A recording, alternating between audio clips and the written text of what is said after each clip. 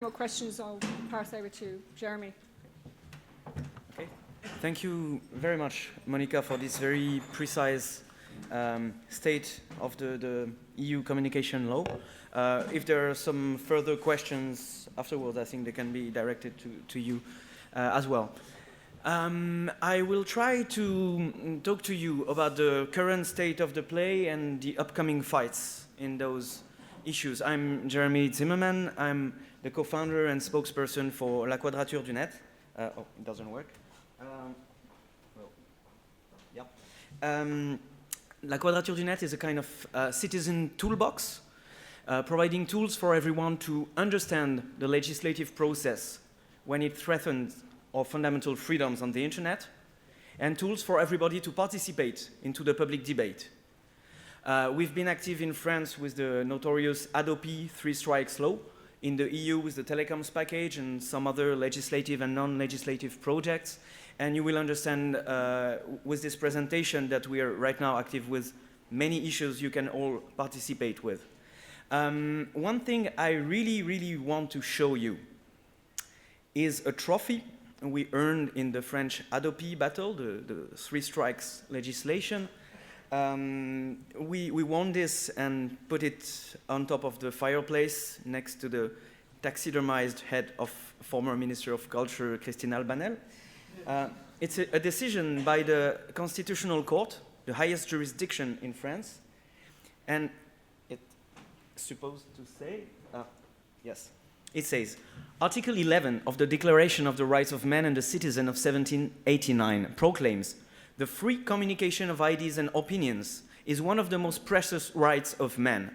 Every citizen may thus speak, write, and publish freely, except when such freedom is misused in cases determined by law. This is freedom of speech. In the current state of the means of communication, and given the generalized development of public online communication services, this is the internet, and the importance of the latter for the participation in democracy and the expression of ideas and opinions, this right implies freedom to access such services. So this is an answer to your question, sir. And it is literally the highest court of a small country named France that links freedom of expression and communication, which is essential for democratic participation, to the access to the internet. You and I, we all know this today. We blog, we tweet, we use the internet to do very interesting participatory stuff.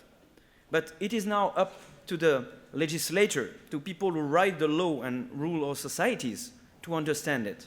So when I say this is a trophy, it literally means that we, the people, by campaigning really hard, we can get to reach up to the highest institutions and make them understand our points. So I do share the pessimism of Monica on some aspect of the telecoms package, but on the political side of these fights, I think that there is a lot to play and a lot to win. On the positive aspects of the telecoms package, I will show you in a very minute. There is this whole question. You see the sentence, this right, freedom of expression, implies freedom to access such services. The question we have to ask now is, what is the freedom to access such services? What is the freedom to access to the internet? And what is this internet anyway? Well, part of that reply came in the telecoms package itself. It's Article 8.4.g of the Framework Directive, and it says, this is the role of the national regulation authorities. It said, national regulation authorities shall promote the interests of the citizen of the European Union by, inter alia, blah, blah, blah, blah, promoting the ability of end users, this is us, to access and distribute information or run applications and services of their choice. This is, you might argue this is kind of weak because promoting the ability is not that strong of a wording. But being able to access and distribute information or run applications and services of all choices is freedom to access to the internet. We can call this network neutrality. It's a very basic property of the network that makes it the least common denominator, very simple rules so everybody can interconnect and participate. This is the very rule that makes that there is only one internet for everyone, and that everyone can participate in this internet. This is what we cherish and love. This is the internet. So, come on. Knowing this, if you're in China and you don't have the freedom to access some information or distribute some information of your choice, then this is not the internet. This is the chinternet, so to say. If you're on a mobile network, whatever, providing some so-called mobile internet, well, if your contract says, oh, you will not use voice over IP, Skype thing, you will not use peer-to-peer or whatever news group, well, this is not the internet. This is OrangeNet, VodafoneNet, whatever net. Most of it may be interconnected to the internet, but this is not the internet. So the question we have to face now is, who has an interest into turning the internet into a whatever else net? And how are they doing it? And what can we do about it? So we'll try to seek answers to those. So you might have seen this image from Marvin's talk before. I like it very much to explain what the operators themselves might be tempted to do with the internet. Oh, you see, it's very cheap and so convenient for people who don't have enough money and think of all the old people who don't want the torrents and so on. You get the basic package, it's $29.99, and you got Disney, ABC, you got also MSN and so on, so you can be happy about it. But if you're not happy about it, you pay the $39, which is a reasonable price, and you got the Wikipedia, ultra-leftist, fundamentalist birdie things, you know, the Google and the Yahoo, and if you pay some more, for $49, you got the Blogger, YouTube, and you can publish stuff. And you see the fine prints in the bottom, full internet access available on requests, please, always have to read the fine prints, you know. So this sounds a bit like science fiction, but as I told you, on the mobile phone internet access market today, such restrictions apply. Not as clear with this site is blocked, it's more subtle. On some, most of the French subscriptions, I think, they say, oh, you get unlimited internet access, but only 10 megabytes of email. And afterwards, each megabyte of email, you know, so 1 megabyte of email is not equal to 1 megabyte of YouTube. The funny thing is, if you access your email through Gmail, they will never know it's email. But that's another technique. So, an incentive for restricting internet access in order to create new business models. You may think it's just dumb. You would be right. You may think it's also dangerous. Then you would be right again. But if we think about it on a more global scale, it can have an impact on the very growth of this whole common infrastructure we call the internet. And I will explain why just after a sip of this. I'm very sorry. The business model and the investment model of internet operators so far has been to look at those very nice graphs. Some of you might know MRTG and such thing. So you see what your users are doing on a statistical perspective, and you see that, oh, soon we will hit the floor of the tube. Therefore, we need bigger tubes. And so the people from the technique go to the people from the money and say, we need a bigger tube. And so, for 20 years, from bigger tube to bigger tubes, from more usage to more usage, we built the internet. This is the organic growth of this common infrastructure with minimum rules where everybody can participate. Now imagine that the technique guy go to the business people and say, we need bigger tube. But you know, the business guy is smarter than everybody. So he thinks, what if we don't buy the bigger tube? People will be annoyed, things will go slow, and then we can sell them the magic option. The magic option is being sold right now by Vodafone in Spain on some mobile internet access. If you pay whatever amount of euros a month, when the network is congested, you won't be subject to congestion. Yes, they can. So, what does it mean? It means that for everybody else, it will be slower. Therefore, everybody else will have an incentive to buy that option. And when everybody will have bought the option, what they will have is exactly what they had before. So in terms of business, it might be clever, but it means that they have a clear incentive to stop investing in the infrastructure that we also build. We build what is inside. We also build the internet. Therefore, we have to reclaim this. If you don't invest in the infrastructure, we won't use your service again. And this is what we can do about it. As soon as you see such conditions applying to contracts, as soon as it stops smelling like the internet, blog about it, tweet about it, make a fuss about it, contact the press, do everything you can about it. We have this power still. Okay, so this is one very heavy trend right now to restrict our fundamental freedom of expression on the internet by restricting access. Another one, Monica quickly talked about it, is the stupid war on sharing.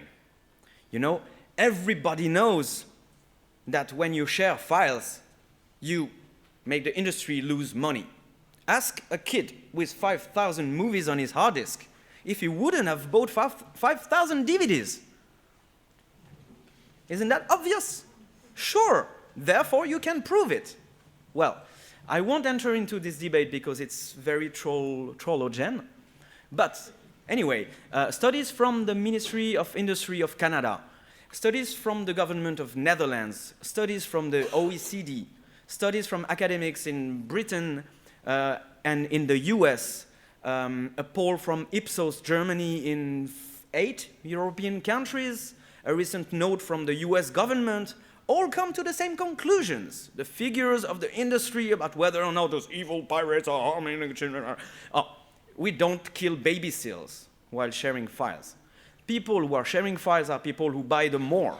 They might not buy exactly the very same dumb copy that they would have bought for 16 euros if they hadn't done it in one click.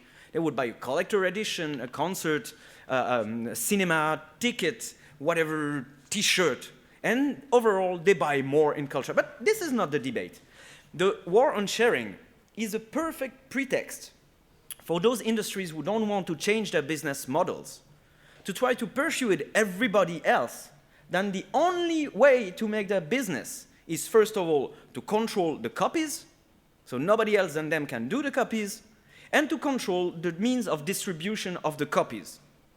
Usually you did it by paying the DJs in the radio, so they put your song first, or you buy advertisement and advertisement space, or you go to the distribution retail store and pay them to have your CDs in the front rows, or you go to the TV programs to have your stars be in the biggest shows and so on, and therefore you control the distribution of your works and everything goes fine in the 20th century. Well, this is over. You all know that. We can all be our own editor, producer, publisher, distributor, whatever. We can. We still can. Because of this very simple thing we were just talking about. That is our freedom to access to unrestricted internet, neutral internet. Well, this war on sharing is going on and on. You know that copyright is used as the main Trojan horse for this Gesundheit, for this strategy of controlling internet like they controlled the previous communication channels. Literally to turn this communication tool or communication tool into yet another media. Will they succeed in turning internet into television 2.0? Well, here comes Europe.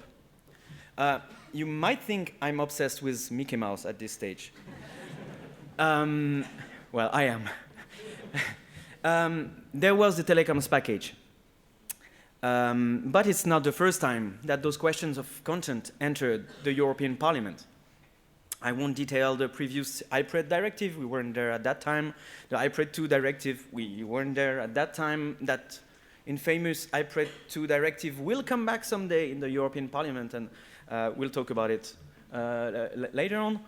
For the fun fact about IPR enforcement directives, the iPred 1 directive, which is about making very harsh civil sanction for anything related to IPR enforcement. Anyone here knows what was the name of the rapporteur of that directive in the European Parliament? Tick-tack, tick-tack, tick-tack, ding, nobody? Her name was Jeannelie Fourtou. She was a member of the European Parliament from the ALDE party, and she is the spouse of Jean-René Fourtou, who is the president of Vivendi Universal. I like this joke. At the same time, you had Pierre Sellal, who was the French permanent representative towards the European institutions in the Council, who is incidentally the husband of Sylvie Forbin, who is the head lobbyist for Vivendi Universal. Well, so these things are going on and on and on forever. They have almost unlimited credit for attacking our freedoms and for making their lobbying stuff.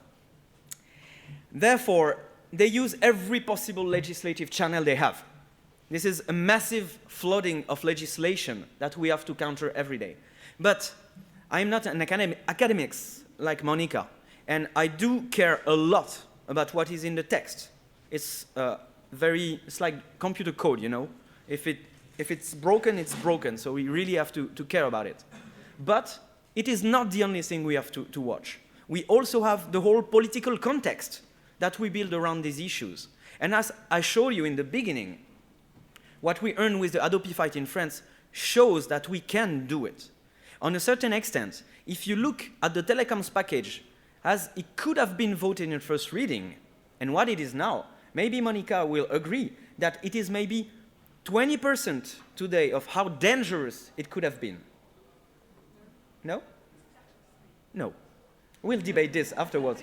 No, all the lawful content, just the part you showed, saying cooperation with actors in the promotion of lawful content. In the first version, it was promotion and protection of lawful content. This makes a lot of difference. And this notion of lawful content was there 12 times in all the package. Now it's there only once. And some things like this. So we can have moderate victory or damage control losses on the text, but gain huge political victories. And this is what we can achieve all together by talking about it, blogging about it, tweeting the internet, and so on.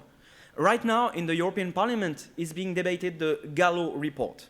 It's an initiative report, so it's not a legislation, but it's a political message from the European Parliament that will set the course for the future of copyright in Europe.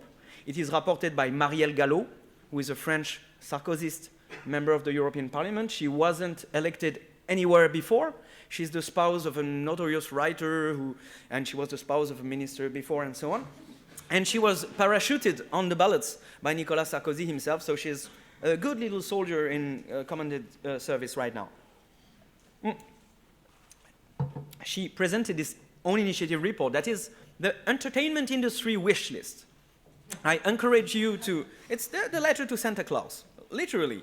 And yeah, I encourage you to read the draft report. It's quite short. I think it's 5 or 6 pages to really see what is the current lingo of the entertainment industries trying to use copyright to restrict our freedoms on the internet. This lingo include the cooperation of the internet service providers, like when you put a gun on the head of somebody and say, please do cooperate. The extrajudicial litigation and solving of IPR enforcement. This is the bypassing of the right to a fair judicial process. There also is a proportionate sanction, or again, extrajudicial, and well, it's a very interesting read. I encourage you also to read the good amendments that were tabled on the Gallo report. We have nothing to do with it. Some MEPs, members of the European Parliament from all parties, tabled very good amendments that say exactly the opposite. Yeah, one major element in their lingo is counterfeiting. Counterfeiting, you know, those fake medicine, those fake toys from China that blow in the face of little children and so on. Counterfeiting and piracy harms the consumer and kills baby seals whatsoever. So to put counterfeiting, the Chinese factories, the Russian mafia, and so on, in the same bag with piracy, what is that? File sharing between individuals with no commercial intent. Yeah, it kills baby seals. Trust us. Well, this is a very interesting fight that is going right now in the European Parliament. You'll see in the very few days, if you look on www.laquadrature.net, we'll launch a call for every one of you to take your phone, take your email, contact your elected representatives from the jury commission of the European Parliament, the jury committee, sorry, and tell them there are the good amendments. So please go and vote the good amendments, or else, I'm an elector and so on. And so this is an ongoing fight. It will set the course for the next legislative action, such as the revival of IPRED 2.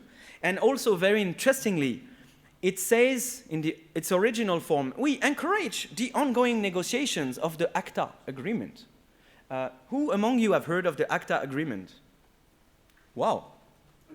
I'm impressed. That's a lot, and that's more and more each time. So that's very good news. Well,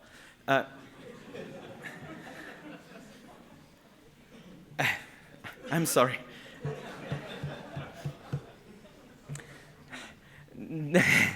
That ACTA agreement is a smoking gun. It's a Shakespearean tragedy of the new commons. It's a perfect example of the intent of those industries and the very little consideration they make of us and of our fundamental rights and of that great tool we built together that is the internet. To make it short, because most of you know about ACTA already, the official ACTA is Anti-Counterfeiting Trade Agreement. So it's a plurilateral trade agreement. It's not an international treaty. It's not an international agreement because it's not tied to any international institution there is. No WIPO, no WTO, no whatever.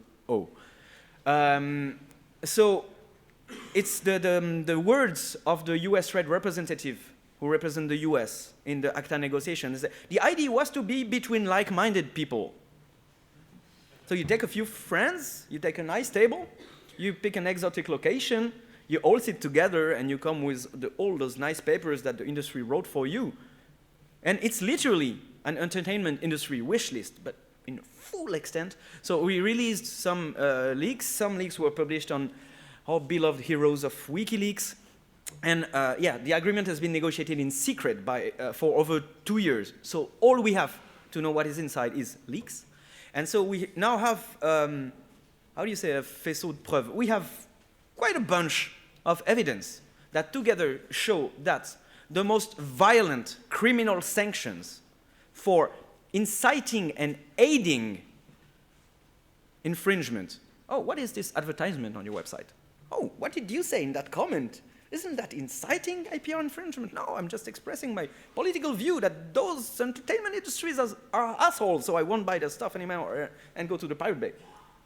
So very broadly interpreted words that can be very broadly interpreted and that are voluntarily lived very vague in the text.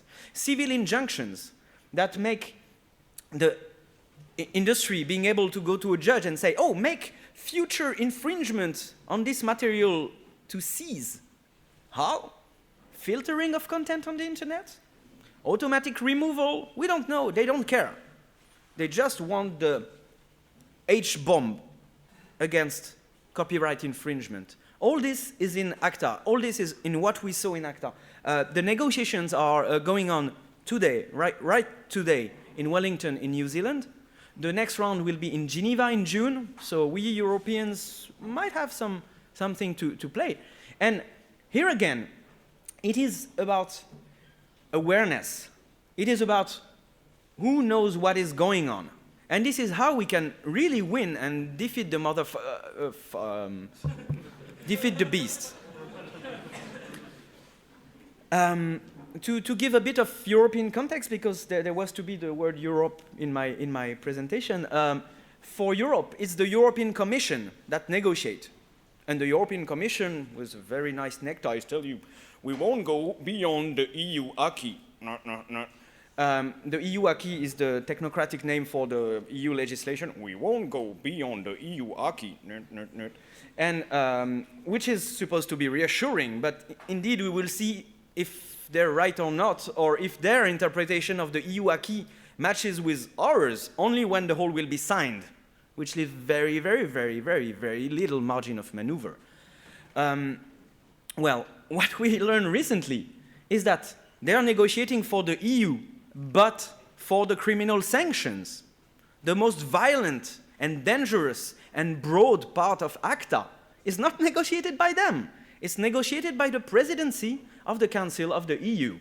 So Mr. Luc de Vigne may have been right when he said, we won't go beyond the EU acquis, because he leaves this to the presidency, well, unelected representatives of all governments that do it besides, here again, with no accountability and so on. So my prescription for this is a very high dose of light and exposure. You know, it is called the vampire strategy. You know a vampire in the dark? When you point light on it, it... So consider that we all have a tiny LED light, a very small one.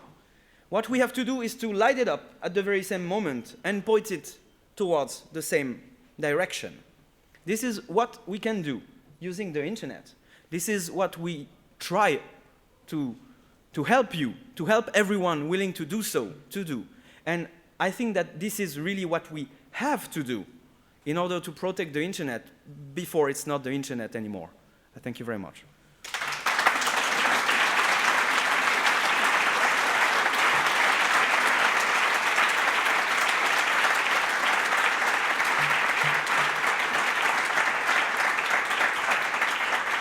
Thank you. So there were so many trolls in my presentation that I assume there are questions. There are microphones.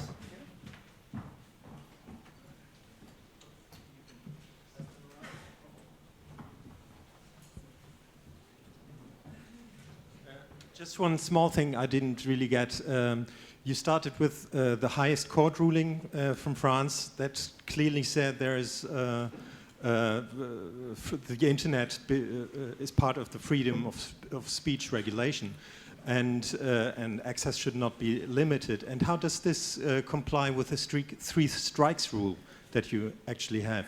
I'm sure that you don't want the full details, or maybe we can discuss them Just afterwards. a simple answer. Actually, yeah. The whole Adobe three strikes law was some kind of legal Lego, a huge pile of very dirty Lego. This decision overturned the law Adobe, so it's a major blow for the French government. And it literally says, as it is part of fundamental rights, you cannot use an administrative authority like the one you designed that will order restrictions of fundamental rights like this. So the government, no, actually Nicolas Sarkozy went furious first, and is reported to have shouted, "This is my law and I will have it." It is also reported that Carla asked him the day of the ruling, "But don't they have lawyers in the Ministry of Culture?" And that this would have sealed the fate of Christine Albanel, God bless her soul. So he said, "This is my law and I will have it." So he ordered the folks in the Ministry of Culture to circumvent that decision of the Constitutional Council. And so they invented a very light procedure, but that goes through the judge. The judge is the guardian of fundamental rights and freedom. So the judge can restrict your fundamental freedom. The judge can put you in jail, which is an obvious restriction to your freedom of movement, because he's a judge. So they invented a very express procedure where the judge will rubber stamp the things. I'll give you the details about you're not guilty of IPR infringement, but guilty of not having secured your internet access against it being used for copyright infringement. Because copyright infringement is a criminal offense that you need evidence to demonstrate prejudice and so on. So this became an administrative offense. The funny thing is, the Ministry of Culture now has to publish a list of tools that will allow you to secure your internet access against it being used for IPR infringement, which is very funny because it's not technically feasible. Yeah. And until they do this, there will be no sanction at all. So for now, Adobe is a lame duck, a dead duck, or whatever duck, or just dead. So it will not practically be executable? No, it won't. Yeah. Okay. Next question. Jeremie, I'd just like to come in on where I differed with you just earlier. The two provisions that It was Can you hear me for this one? Right, okay. Yeah, the provisions which I presented are, having been through this and spent months and months peeling through the amendments that were presented in the telecoms package and what we ended up with. The ones that I presented were the important ones that the MPA and the IFP lobbied for. They are in a very slightly different form from the original form that they lobbied for, but they are actually the important ones. The lawful content, although it would have made things worse, arguably, it would have strengthened what they wanted, but the two important provisions were those two, and they were in there right at the beginning, and they're still there. So that's kind of what I meant. I wasn't meaning to be contradictory. There were more than this. There was also the thing about the sending of messages and the type of sanctions, and also the fact that the actors interested in the protection of lawful content might not be the same as the one in promotion, and also the positive parts, and overall the political context around it that will guide the interpretation in the member states is at least as important, I think. The political context is very important, but how they will do it, they do it in two... It's so simple. It's amazing. They literally change your contract and they make this general obligation, and that's actually all they need to do. And that is what is actually quite scary. Are there some other questions? Yeah, there is one here. And yeah, this is very, very interesting point, is that they will use restriction, there's a question, restriction through contract law. With ACTA, they will make such a burden on the internet operators up to hold them liable for the transmission or storage of copyrighted material, that the operators themselves will be forced to implement policies restricting access or publication or so on. So this is a very interesting point, is that now they intend to force operators to use contract laws. And thank you for reminding me, because I forgot to talk about it earlier. So we have to be very, very careful of those contracts and what the operators do and under which pressure. Oh, there would be so many things to talk about what can we do positively with the net, but after hearing you, and my only question is, what are we going to do against the vampires in Geneva in June, live? I mean, is there any... I mean, we have to be there and we have to show out, because I think that put more pressure on them and put so... What are we doing against the vampires live in Geneva in June? I can tell you about the state of my reflection on the topic, which is not definitive, and as usual it might be decided in the very few hours before. Maybe building a nice image of ourselves in front of those big buildings, opaque and close to us, being chained to whatever, a laptop or a Mickey Mouse head, or looking like we're censored or restricted in any way, and just build images, bring journalists to say, look what we have to show about what they are doing, or something like this. I don't believe in huge protests, because, you know, in France we do huge protests with millions of people, and we cannot achieve that. But building images and spreading them around is a way of giving our interpretation of the facts. And therefore, we write the story. And this is very important. This is what we did on the Adopi law. It was passed in a quasi-dead form. And everybody in France, in the general public, you ask, oh, you know the Adopi law? Oh, yes, that dead thing that won't work. Oh, yeah, that thing that is obsolete already. There was an opinion poll asking a representative, indeed, panel, people what they thought about the overturn of the law. And 66% of them said, oh, it's a good thing. Have you ever heard of opinion polls about what people think of a decision of the Constitutional Court of their country? So it really gives an idea on how strong the public debate was on this. So we are building the public debate. We are building the public opinion. We are the public, and we are the voters in the end. So I think we should use this kind of tools. Yeah. So we're going to Geneva. Yeah, sure. Okay. Let's go. Any question? Please? I got free stickers for people asking questions. Very cool stickers. Yeah, Mickey Mouse stickers, indeed.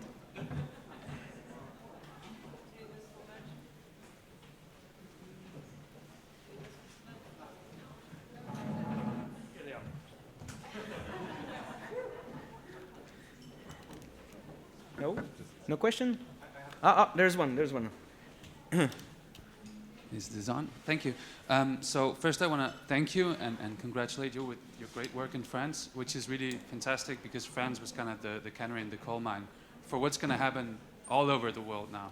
And I guess my question is, you guys have been successful in France because you're a number of talented people. You have all the different mechanisms needed to both do the stuff in the legislative level and also the PR, etc. But there seems to be no institution that can match the tenaciousness and the power in the people lobbying for ACTA, both in Europe but also worldwide. So I guess my question is, how can people unite to get a strength that is equal to that, which is behind ACTA?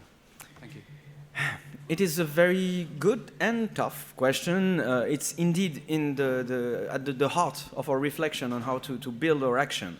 And on the telecoms package, we have been very successful at communicating what there was to do when it was time to do it and who had to do it and so on. So we build those packaged actions and spread them. Sometimes people think, yeah, it is a good thing to do and just do it. One parameter, and we thought this over and over again, and we have difference of interpretation with some people around this, is that I think it's no use to try to centralize the action. We don't want at all to become the center of all this, because at some point I will need some vacation badly. The thing is to show people how to do it, and at the image of the internet itself, try to parallelize, distribute, and explore and exploit the variety. Yes, I'm over time. Yeah. Just to finish, explore the variety of opinions and actions, and use the creativity. When we issued some logos, people remix them, put them into movies, put them on top of the letters or mail they send, and so on. So let's reuse collectively all we can produce about it and try to do our best and try to parallelize our tiny LEDs.